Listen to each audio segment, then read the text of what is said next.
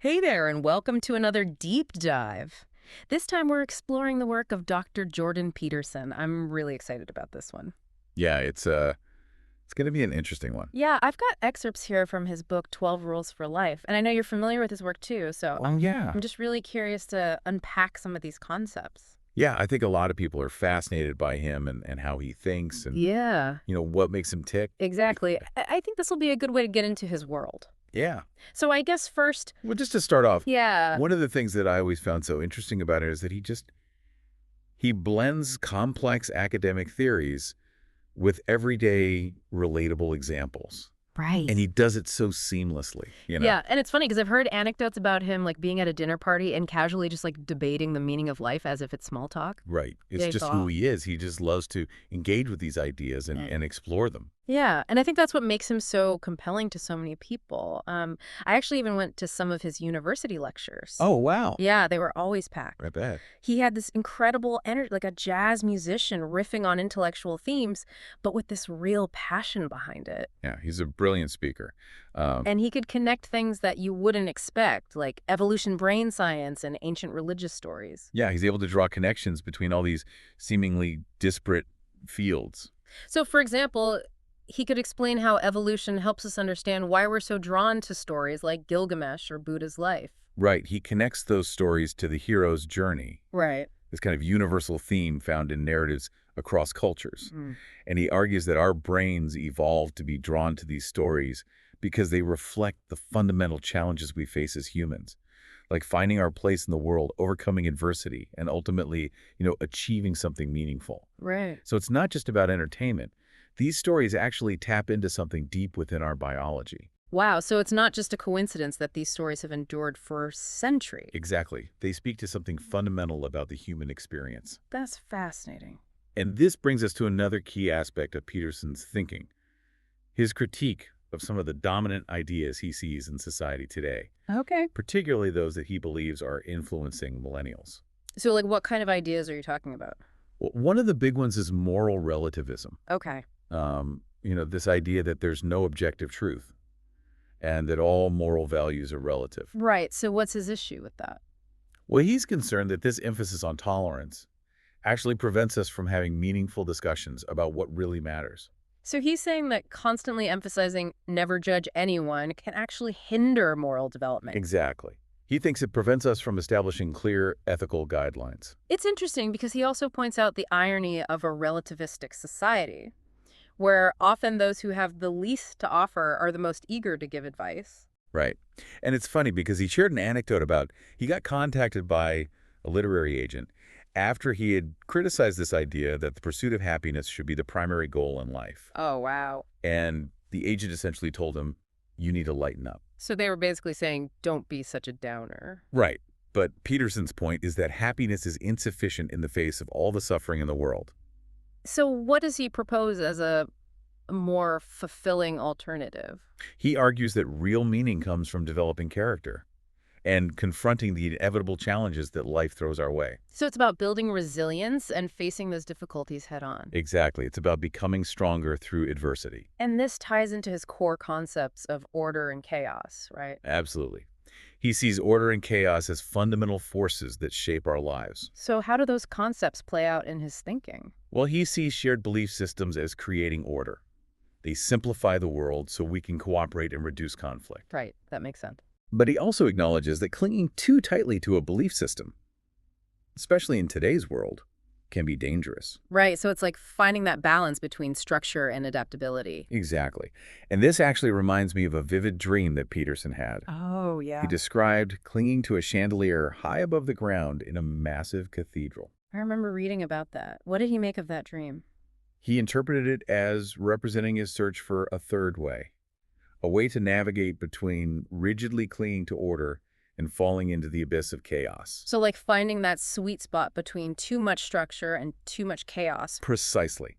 He believes that meaning is found in balancing those forces, finding stability while also being open to exploration, transformation, and cooperation. That's a really powerful image. It is. And to further illustrate this point, he often draws on some surprising examples, like the dominance hierarchy of lobsters. Lobsters. How do lobsters relate to human behavior? Well, he uses them to explain that just like lobsters, Humans are inherently sensitive to social hierarchies and status. Lobsters have a dominance hierarchy, Yeah.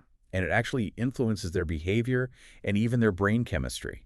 Interesting. So serotonin levels in lobsters affect their posture and behavior. Oh, wow. Winners experience neurological changes that reinforce their dominance, while losers essentially shrink back.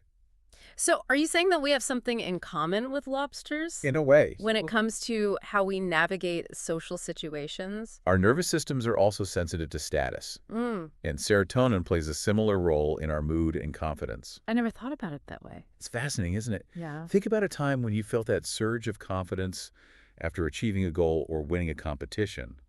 That's serotonin at work. Or the opposite. That slump in your shoulders and that feeling of defeat after a setback. Exactly. It all goes back to these deep-seated biological mechanisms that we share with creatures like lobsters. So it's like we're all playing this game of status, whether we realize it or not. In a way, yeah. But he's not saying that we should all be ruthlessly clawing our way to the top of the social ladder. Yeah, not at all. What he's advocating for is self-awareness. Okay. Understanding these primal instincts can actually help us navigate those situations more effectively. So it's about knowing the game, Right. but then choosing how we want to play it. Exactly. I like that. And speaking of games and how we play them, Peterson also discusses a fascinating principle called Price's Law. Price's Law. Have you heard of that one? I think so. Yeah. It's the idea that a small number of people tend to produce most of the output in any given field, right? Yes, exactly. We see this pattern everywhere.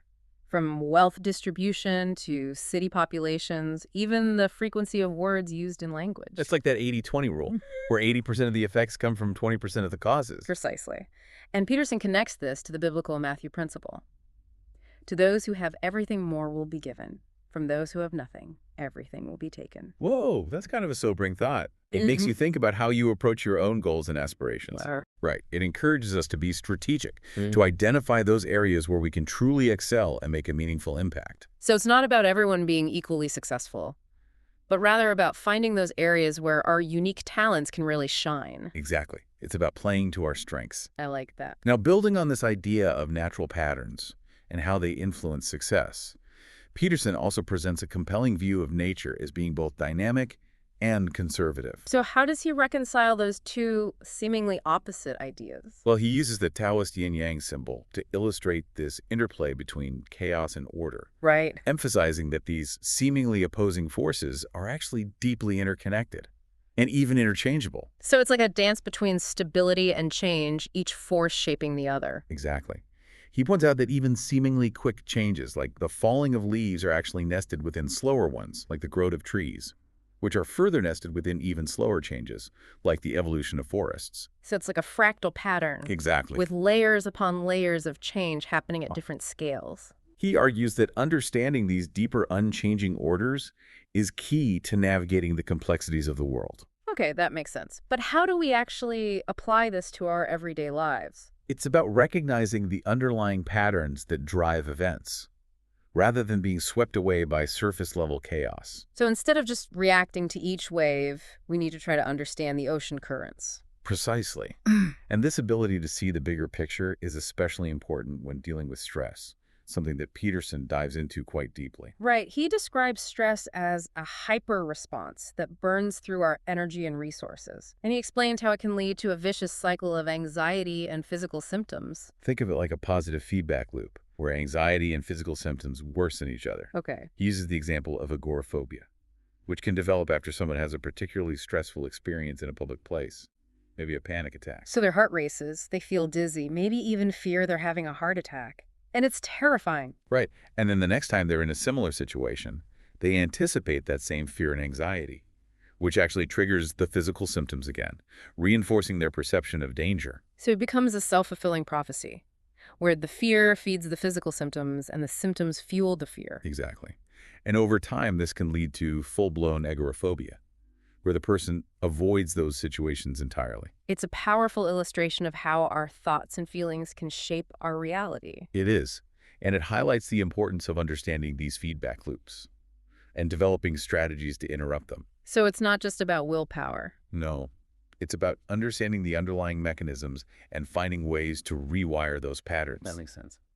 Now, on a related note, Peterson also argues that we need to be able to assert ourselves, even show aggression when necessary, as a counterbalance to those who would exploit or manipulate us. So he's saying that unwillingness to fight back to stand up for oneself can actually lead to victimization. Yes, he's observed that those who are repeatedly bullied are often those who are compassionate, sensitive, or who fundamentally believe that all aggression is wrong.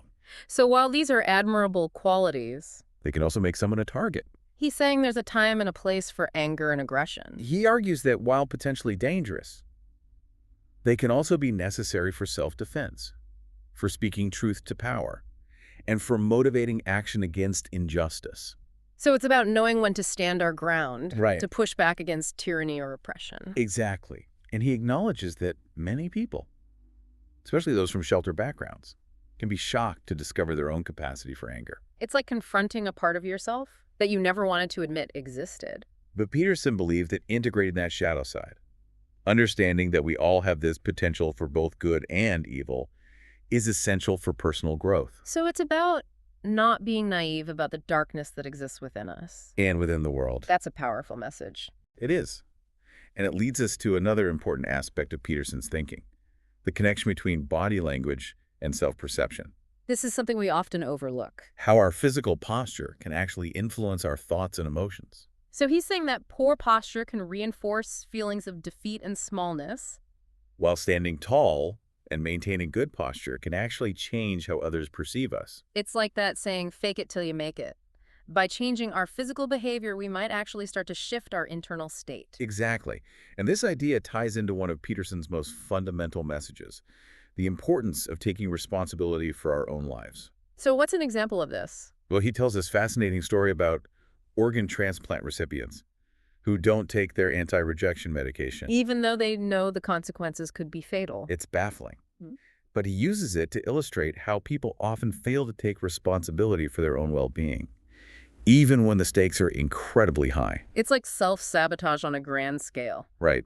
And Peterson is a strong advocate for personal agency. He believes that we need to step up, own our choices, and do what is necessary to achieve our goals and live fulfilling lives, So it's about becoming the authors of our own stories. rather than passive bystanders. I like that. And this leads us to another fundamental aspect of Peterson's thinking, his view that suffering is an inherent part of the human experience. Right. He draws on his knowledge of 20th century history, especially Solzhenitsyn's writings on Soviet labor camps, to demonstrate just how pervasive suffering is. Yes, and he even goes so far as to say that pain matters more than matter, aligning with the view in many traditions that suffering is an inescapable truth of existence.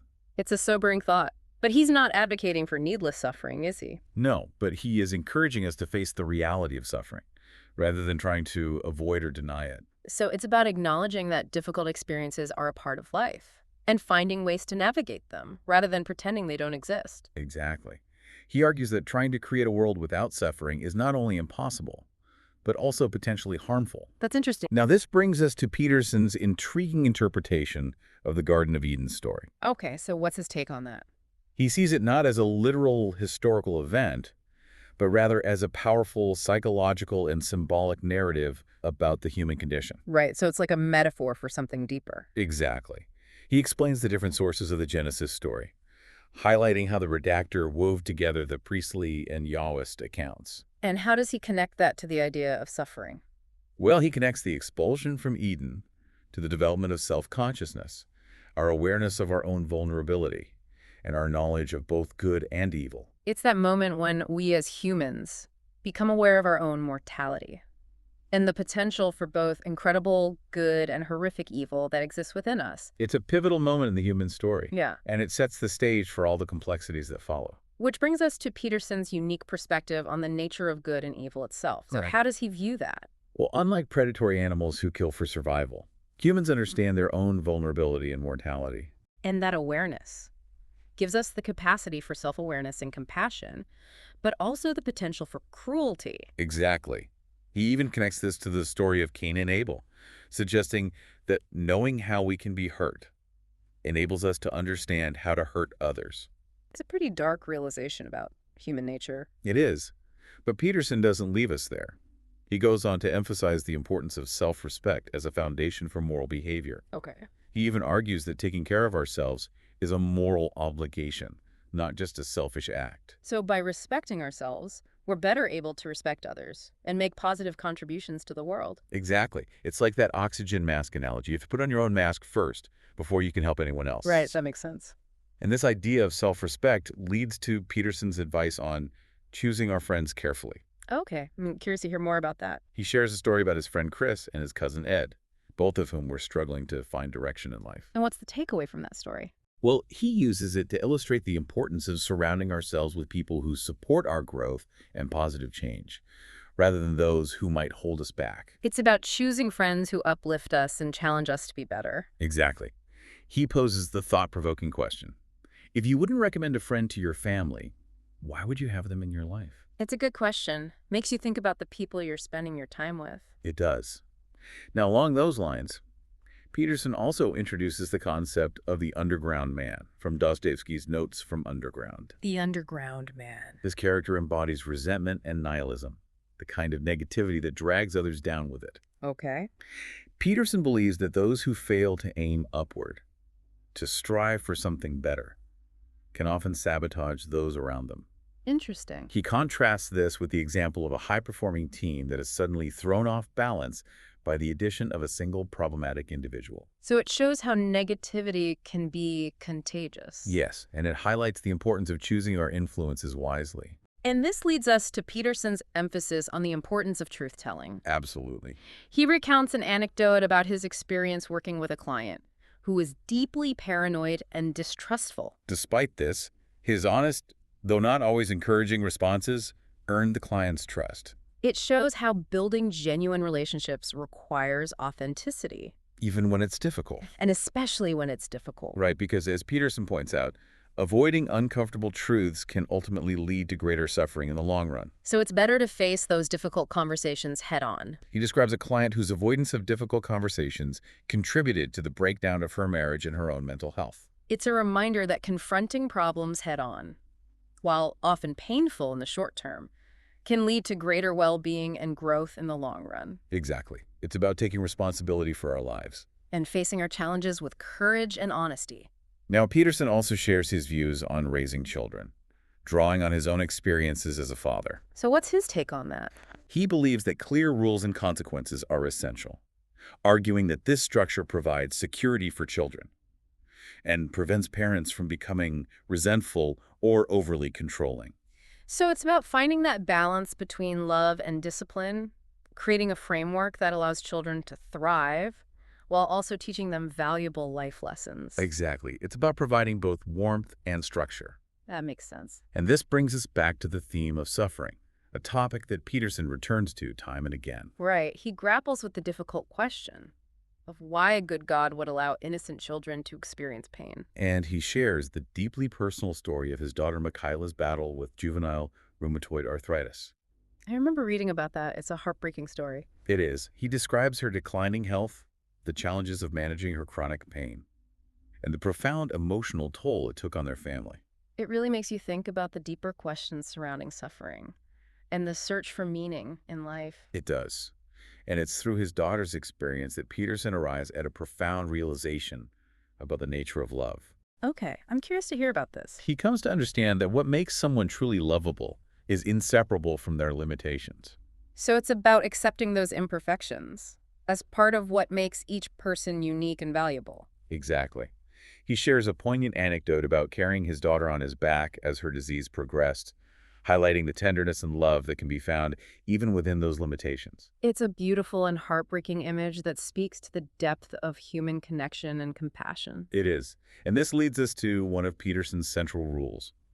Do what is meaningful, not what is expedient. Do what is meaningful, not what is expedient. That's a powerful statement. It is. And this principle emerged from his own deep search for meaning and purpose in life. So how did he arrive at this rule? Well, he shares this powerful story of using an imagined pen of light to write down the words he wanted inscribed on his soul. The words he wanted inscribed on his soul. It's a metaphor for seeking a deeper truth, for aligning ourselves with something greater than our immediate desires. So it's about asking ourselves those difficult questions. What shall I do tomorrow? What shall I do with my life? And using those answers to guide our actions. towards a life of meaning and purpose. It's a powerful challenge to live intentionally, to make choices that reflect our deepest values. It is. And as we move forward in our exploration of Peterson's work, I think it's important to keep this idea of meaning in mind. Because it seems to be a thread that weaves through all of his ideas, connecting seemingly disparate concepts into a cohesive whole. Exactly. So it's about finding that underlying meaning that connects all the And dots. ultimately, it's this search for meaning that lies at the heart of his message, urging us to live lives that are both challenging and fulfilling. Yeah, I think that's a good place to wrap up part one. We've covered a lot of ground here, but there's still so much more to explore. Absolutely. So join us for part two, where we'll delve even deeper into Peterson's analysis of human nature, social dynamics, and the complexities of modern life. Looking forward to it. Me too. So last time we were talking about Peterson's view that suffering is like an inherent part of life. Yeah, and it really got me thinking about how he suggests we actually deal with that reality. Well, he actually uses kind of an unconventional example to illustrate this. He tells this story about babysitting a particularly defiant toddler. Oh yeah, I remembered that, the monster story. Yeah. I remember reading about that. Yeah, it's a classic Peterson story, Yeah. just perfectly captures his blend of humor and practical wisdom. Yeah. So he's tasked with putting this really energetic kid to bed who clearly isn't used to hearing the word no. Right. Right. So instead of giving in or resorting to typical strategies, Peterson takes this more playful yet firm approach. Okay. He starts calling the child a monster Mm. and playfully but firmly puts him back in bed each time he tries to escape. So it's not about being mean or authoritarian, but rather about establishing clear boundaries in a way that the child understands. Exactly. And surprisingly, it works. The child eventually gives in, exhausted but seemingly respecting Peterson's authority. Right. And, this anecdote might seem lighthearted on the surface, but it actually connects to a much deeper theme in Peterson's work, Which is confronting our own shadow side. right. Those aspects of ourselves that we might find unpleasant or even frightening. Exactly. The stuff we try to hide. Yeah, he argues that we all have a capacity for darkness. And acknowledging that is actually essential for personal growth. So it's not about denying those darker impulses, but rather about recognizing them and integrating them into a healthier sense of self. Exactly. He even uses the example of soldiers experiencing post-traumatic stress disorder, Yeah. not just from the trauma they endured, but also from the realization of what they themselves were capable of doing under extreme circumstances. It's like that famous quote from Pogo.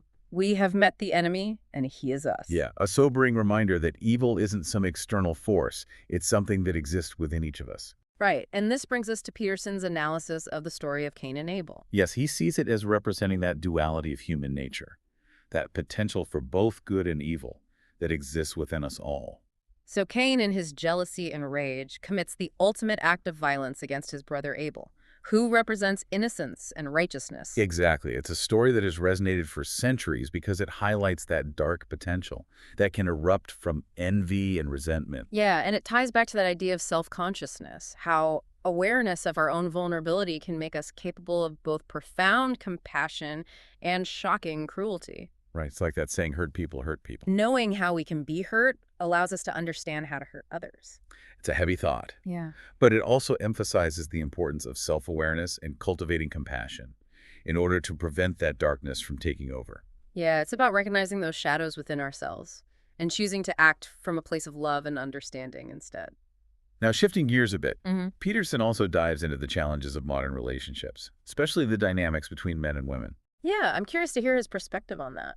Well, he acknowledges that the rise of feminism and evolving social norms Mm. have created both opportunities and complexities for both sexes. Right. It's like a whole new landscape for relationships. Exactly. He points out that women have made incredible strides towards equality. But this has also led to new challenges in navigating relationships. Okay. For example, he mentions how many women today seek partners who are both financially successful and emotionally available. Yeah, which is a pretty tall order. It can be a difficult combination to find. Right. And on the flip side, men are facing new pressures to adapt to these changing expectations, which can lead to confusion and frustration. So it's like we're in this transitional period where the old rules no longer apply, but the new rules haven't been fully defined yet. Right. It's like we're all figuring it out as we go along. So how does Peterson suggest we navigate this new landscape? Well, instead of offering simplistic solutions, He encourages honest and open dialogue about these complexities. He believes that understanding the differing perspectives and needs of both men and women is crucial for building healthy and fulfilling relationships. So it's about open communication and empathy, recognizing that both men and women are trying to figure things out in this new world. Exactly. It's about working together to create a new set of rules that work for everyone. Right. And while we're on the topic of changing social landscapes, another area Peterson critiques is the increasing dominance of ideology in our lives. Oh, yeah, I've heard him talk about that. He argues that ideologies, whether political, religious, or social, can become like mental prisons, limiting our thinking and preventing us from seeing the world clearly. So he's not saying that all ideologies are bad. No, Right. but he is warning us against blindly following any ideology without critical thought. It's about questioning everything and thinking for yourself. Exactly. He's particularly critical of what he sees as the excesses of both the extreme left and the extreme right, arguing that both can lead to tyranny and oppression. Yeah, he's definitely not afraid to challenge both sides of the political spectrum. No, he's an equal opportunity offender in that regard. So what are some examples of these ideological excesses that he criticizes? Well, on the left, for example, he points out that a focus on equality of outcome can disregard individual differences and merit. Right, so it's like trying to force everyone into the same mold. Yeah, and on the right, he criticizes an overemphasis on tradition and authority, which can stifle innovation and progress. So it's like being stuck in the past. Right. He's basically saying, don't just blindly accept any ideology, question everything, think for yourself. Which ties into his core message of individual responsibility. Absolutely. Yeah. He believes we are ultimately responsible for our own choices and actions, and that relying on external ideologies to define our lives can lead to a sense of meaninglessness and despair, So it's about becoming the authors of our own lives. rather than blindly following someone else's script. I like that. It's about taking ownership of our own destinies. And this idea of self-authoring directly connects to his focus on finding meaning and purpose. Right, he talks a lot about the importance of meaning. He argues that finding meaning is essential for psychological well-being, and that it often comes from aligning ourselves with something larger than ourselves. So what are some examples of things that can give our lives meaning? Well, it could be a religious belief, a social cause, Mm. a deeply personal mission, anything that gives our lives direction and purpose. So it's about finding something worth striving for, even when things get tough. Exactly. And speaking of tough times, we can't avoid the topic of suffering, which Peterson sees as an inevitable part of life. Right, he's very upfront about that. He draws on personal experiences, including his daughter's struggle with a debilitating illness, to illustrate just how universal suffering is. It's a reminder that no one is immune to pain and hardship. Exactly.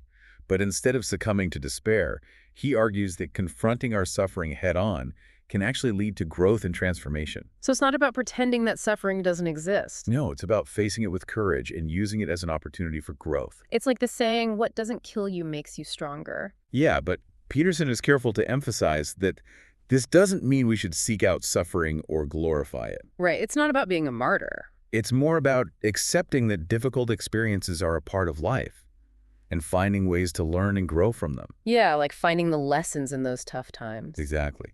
He even suggests that we often have more control over our suffering than we realize. How so? Well, he tells the story of a woman who blames her husband for her unhappiness, but ultimately realizes she's been complicit in creating her own situation.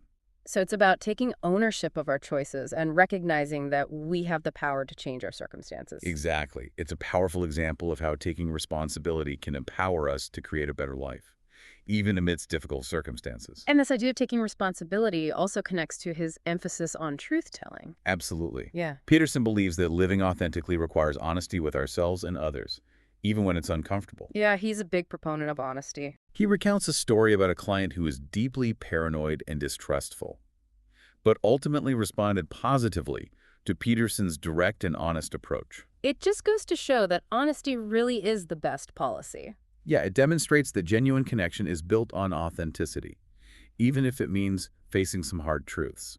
Right, and sometimes telling the truth can be especially challenging, especially in a world where people often try to manipulate or deceive others for personal gain. He uses the example of those like one-upmanship games people sometimes play in conversations, trying to impress each other with increasingly outrageous stories or accomplishments. Right, it's that subtle, often subconscious jockeying for social status we all engage in from time to time. Exactly. But Peterson argues that this kind of posturing ultimately undermines genuine connection, and that true intimacy requires vulnerability and honesty. It's about taking off the masks and allowing ourselves to be seen for who we truly are, even if that means risking rejection or judgment. Exactly. It's about being authentic and allowing ourselves to be vulnerable. And that willingness to be vulnerable leads us to another key theme: courage. Yes, Peterson defines courage not as the absence of fear, but the willingness to act in spite of fear. Right, so it's not about being fearless. No, it's about doing what needs to be done, even when we're terrified. So it's about recognizing that we all have fears, but we don't have to let them control our lives. Exactly.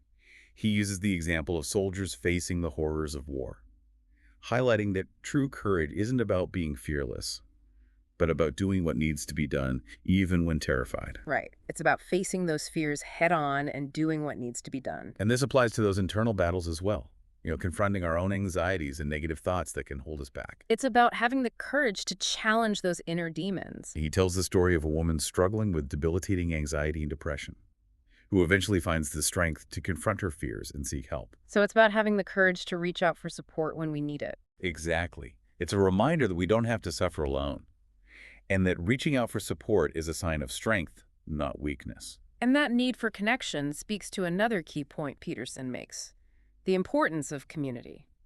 Yes, he critiques the increasing isolation and alienation of modern life, arguing that these trends contribute to a decline in mental and emotional well-being. It's easy to feel isolated in today's world. It is, but it's important to remember that we are social creatures by nature, and that we need healthy relationships to thrive. So how do we combat this isolation? Well, Peterson suggests that even simple rituals like a family dinner can help foster connection and a sense of belonging. It's about creating those shared experiences that bring people together. Exactly. It's about recognizing the power of those seemingly small acts to create a sense of order and shared meaning in our lives. And this focus on ritual connects to his exploration of religious belief and the role it plays in human experience. Yes, he argues that religious stories and myths, even if not literally true, can provide valuable insights into the human condition. So he's not necessarily advocating for any specific religion. No, he's more interested in the psychological and symbolic power of these stories. Right, so it's about looking at these stories through a different lens. Exactly. He examines the story of the Garden of Eden, for example, suggesting it represents our eternal struggle with temptation and the consequences of our choices. Yeah, that's a powerful story that speaks to something deep within us. It does. It's about recognizing those archetypal patterns that shape human experience and using those stories to navigate our own lives. Right, it's about finding the wisdom in those ancient tales. And as we delve deeper into those ancient stories, we inevitably bump up against the age-old questions of good and evil. Yeah, those are questions that have plagued humanity for centuries. And Peterson challenges the simplistic view that good and evil are external forces, suggesting instead that both reside within each of us. So he's saying that we all have the capacity for both good and evil. Exactly. He tells the story of a man who commits a horrific act of violence, but ultimately expresses remorse and seeks redemption. So it's a reminder that even those capable of great evil are still capable of change. And that judging others is rarely simple or straightforward. It's about recognizing the complexity of human nature. And that leads us to the concept of forgiveness. Okay. Peterson emphasizes that forgiveness, both of ourselves and others, is essential for healing and moving forward. Forgiveness can be so difficult. It can be, but he argues that it's necessary for letting go of the past and creating a better future. So it's not about condoning wrongdoing? No, it's about freeing ourselves from the burden of anger and resentment. So how do we actually practice forgiveness? Well, Peterson suggests that it starts with recognizing our own imperfections and extending compassion to ourselves, So it's about acknowledging that we all make mistakes, and that we're all capable of hurting others. and then extending that same compassion to those who have wronged us. Exactly. He tells the story of a woman who was abused as a child, but eventually finds the strength to forgive her abuser. That's a powerful example of the transformative power of forgiveness. It is. It's a reminder that forgiveness is not about condoning wrongdoing, but rather about freeing ourselves from the burden of anger and resentment. So it's about letting go of that pain and moving forward. Exactly. Now, this theme of forgiveness seems to tie in beautifully with his ideas about love, something I know you were curious about. Yeah, and you're right, because Peterson argues that love is not just a feeling, but a conscious choice we make. So it's not just something that happens to us. No, it's something we actively choose. Okay. He offers the example of a couple struggling to stay together, who ultimately decide to recommit to their relationship. So it's about making a conscious decision to love and care for another person. Exactly. It highlights that love requires effort, and that sometimes we have to actively fight for the things we care about. It's not always easy. No, but he believes it's worth it. So what does he see as the key elements of true love? Well, he emphasizes that love isn't just about feeling good, but also about taking responsibility for the well-being of another person. It's about putting their needs before our own. At least sometimes, Right. like parents caring for their children, enduring the challenges and sacrifices inherent in deep love, So it's about going beyond those initial feelings of infatuation. and making a commitment to care for another person even when it's difficult. It's about choosing to love even when it's not easy. Exactly. It's a reminder that while love can be messy and demanding, it's also one of the most profound and rewarding experiences in life. But how does this idea of love fit into Peterson's overall view of meaning and purpose? That's a great question, Mm-hmm. and one we'll continue to explore in part 3, where we'll delve even deeper into Peterson's ideas about how to live a meaningful life, even amidst suffering and uncertainty. So we were talking about love as a choice, and Huh. I know we were going to get into the sort of Peterson's ideas about meaning and purpose in life, and Yeah, he's got a lot to say about that. yeah, and how all this stuff kind of fits together. Well, I think one of the interesting things about Peterson is he kind of ties together like our biological drives and some of the relationship patterns we see in society. So for instance, he talks about how women tend to be drawn to men who are higher in status and resources, especially when they're, raising children. Right, and that makes sense from like an evolutionary perspective. Exactly. Um, women become more vulnerable when they're caring for infants and need a partner who can provide security and support. But that also creates challenges for men. Yeah, absolutely. Especially in today's world where the traditional markers of status and success are kind of shifting. Right, it's like the definition of a good provider is changing. Exactly. And both men and women are kind of grappling with what that means. Yeah, we're all trying to figure it out. It's a fascinating social dynamic. Yeah. And Peterson analyzes it, quite brilliantly. Yeah, I think he does a good job of looking at both sides of the equation. Yeah, he encourages us to understand these underlying biological factors, Mhm. while also recognizing that we're not just slaves to our instincts. Right, we have free will. Exactly. We can choose how we respond to those impulses. And speaking of instincts, another thing that I found really interesting was his critique of how modern society tends to overprotect children.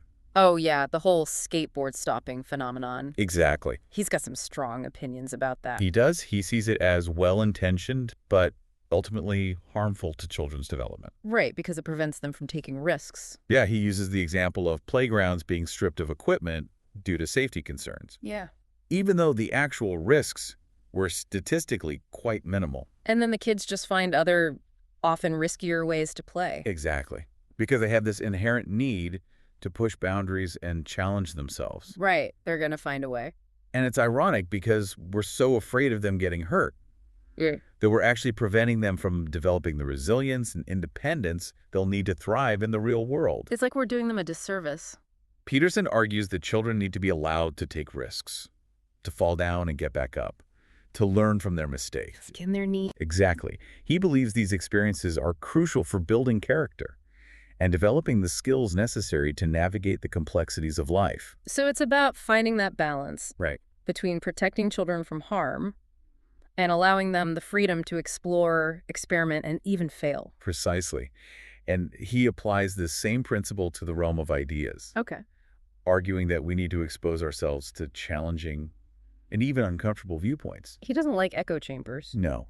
He criticizes what he calls a culture of intellectual coddling, where people are shielded from anything that might offend or upset them. It's like we're all living in our own little bubbles. Yeah, and he believes this kind of intellectual insulation actually weakens us, making us less capable of engaging in thoughtful dialogue and debate. Right, because we haven't been exposed to different perspectives. Exactly. He challenges us to step outside those echo chambers and engage with diverse perspectives, even if they make us uncomfortable. So it's about being open to new ideas, even those that we might initially disagree with.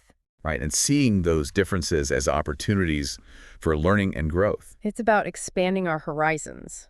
Now, Peterson also delves into this fascinating relationship between language and thought, Okay. arguing that the words we use profoundly shape how we perceive and understand the world. Language is powerful. It is. He points out how certain ways of using language can actually distort our understanding of reality. Can you give an example? Yeah, so for instance, he critiques the postmodernist idea that there is nothing outside the text. Oh, yeah, I've heard him talk about that. He argues that this kind of thinking can be incredibly destructive, leading to nihilism and undermining our ability to find meaning in life. Because if there's no objective reality, then what's the point of anything? Exactly. Peterson urges us to reclaim the power of language, to use it precisely and thoughtfully to describe the world accurately and connect with others authentically. So it's about being mindful of the words we choose, recognizing that language has immense power to shape both our thoughts and our actions. Absolutely. And this brings us to another profound mystery that Peterson grapples with: the nature of consciousness. Consciousness. Yeah. The big question. He explores different theories of consciousness, from materialistic explanations to more spiritual perspectives, acknowledging that we still have much to learn about how it arises. It's like one of the biggest mysteries in science and philosophy. It is, Hmm. but he also emphasizes that studying consciousness is essential for understanding what it truly means to be human. It's about understanding the very essence of our being. Exactly. As we explore the nature of consciousness, we inevitably encounter the question of meaning, Right. which Peterson believes is so crucial for psychological well-being. He suggests that meaning often comes from aligning ourselves with something larger than ourselves, whether that's a religious belief, a social cause, or a deeply personal mission. It's about finding our purpose. Exactly.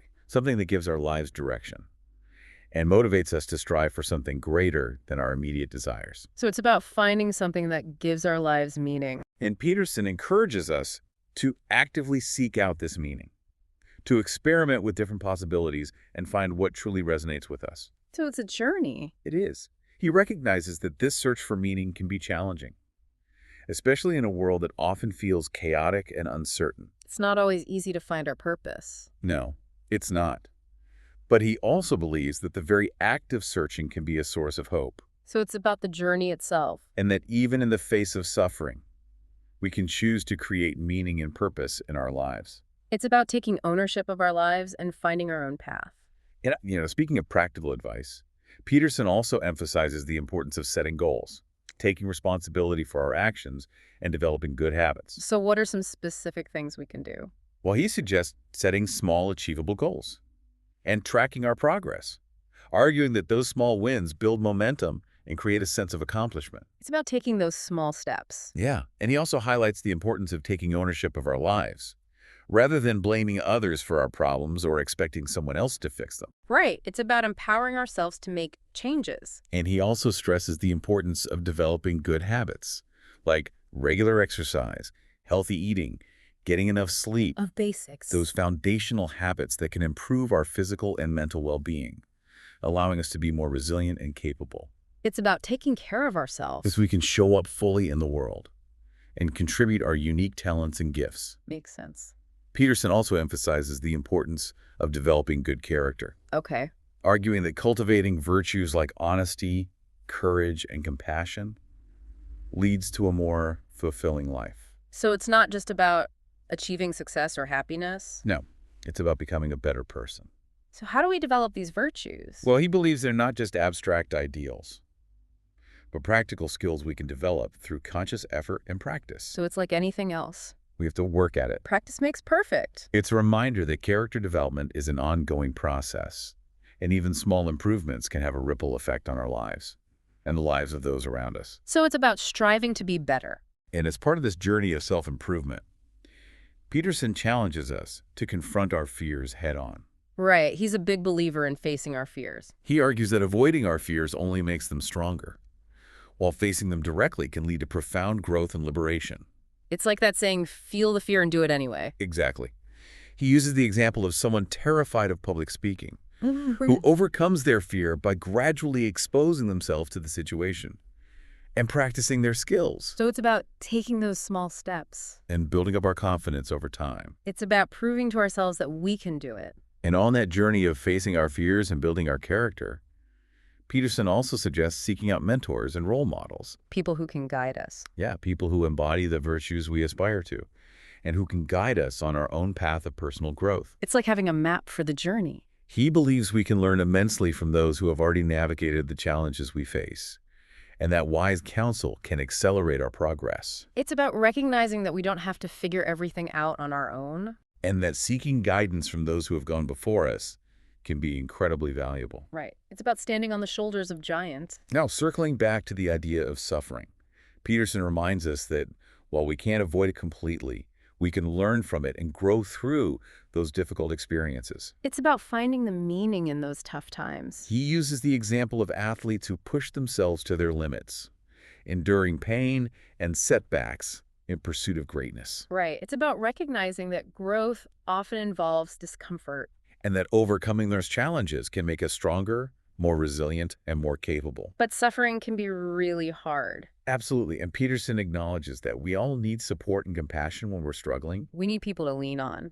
He encourages us to seek help when we need it, whether from friends, family, or professional therapists, It's about recognizing that we don't have to go through tough times alone. and that reaching out for support is a sign of strength, not weakness. And ultimately, what's the takeaway message here? Well, Peterson leaves us with a message of hope. He reminds us that even in a world that can feel dark and chaotic, we have the power to choose meaning, purpose, and even joy.